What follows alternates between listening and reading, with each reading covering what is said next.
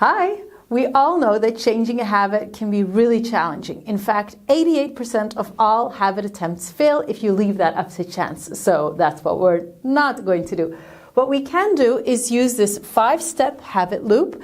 It's actually 5 simple questions that you can ask yourself that will help you up front and actually double your chances right off the bat of really sticking to your new habit. The first is, why would I pick up this new habit anyway?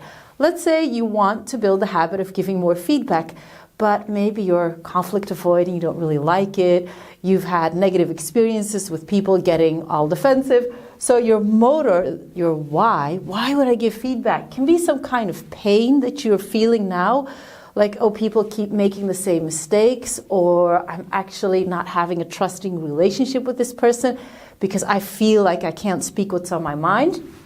But you also need some kind of gain. The gain could be some improvement you could be making, or just having that open culture that would feel more easy, more natural.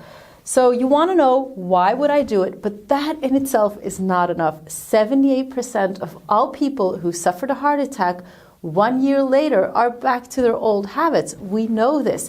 And that is not a question of motivation. People want to stay alive. So you definitely need a motor, a reason for getting started, but that alone is not enough.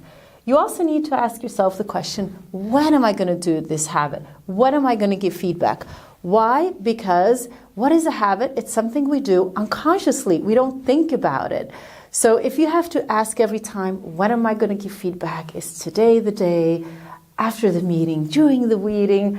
Then all this decision making, actually every decision is an opportunity for you to say, no, not now.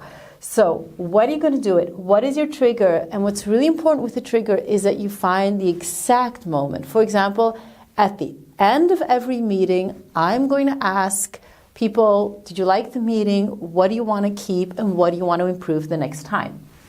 That brings us to your routine. Your routine is asking yourself the question, how will I do it? Again, think about, it's a habit, it's something you need to do unconscious. So you don't want to be thinking, how am I going to give the feedback? Am I going to put it this way or that way? So maybe just having like one sentence ready that you're going to ask at the end of every meeting can help you out a lot. The main thing here is make it small. B.J. Fogg is a Stanford professor specialized in habit change, and his research shows that the smaller you make your habit in the beginning, the more chance that you will actually end up with the bigger habit that you feel ambitious towards. But don't start with your ambitious habit. That's really important. So how are you going to do it and make that small in the beginning and then build up gradually? Then your fourth question is, how am I going to make this a positive experience? Remember, why do we pick up bad habits so easily?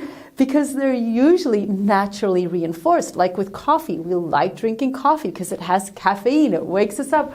But also there's a social element to it. It's most of the time when you have a coffee, it's a break, or you go outside, or you have a cookie with it. So if you find a positive feeling attached to the experience itself, to the routine, chances you're going to stick with it are a lot higher.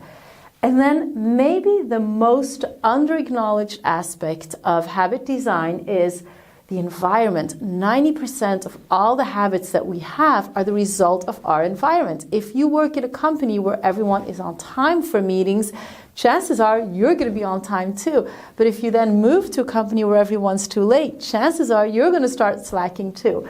So the environment plays a big role, and we can take that into account by anticipating the hurdles we're going to come across. So ask yourself the question, if then.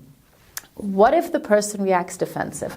What if I don't have time? What if I am too scared to give the feedback?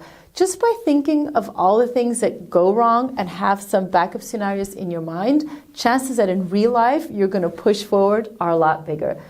So this is our habit loop. These 5 questions, every time you want to pick up a habit, just go through them. Why, when, how plus, if then. And you're set to go. Good luck.